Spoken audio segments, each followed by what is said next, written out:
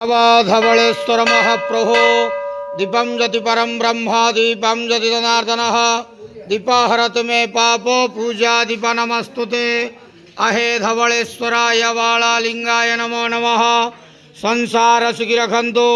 आज कार्तिक मासर शुभ गुरुवार रे समस्त श्रद्धालु भक्त मानक आशीर्वाद करंतु, मनस्कामना पूर्ण करंतु, कर्म क्षेत्रोन्नति करंतु, ग्रहरिष्ट खंडन करंतु, जगतर मंगल करंतु, विश्वर कल्याण करंतु, आपणकर नाम प्रकाश करंतु, सेवकर डाक श्रवण करंतु, समस्त गुआवसा भक्त मानकर मनस्कामना पूर्ण करंतु।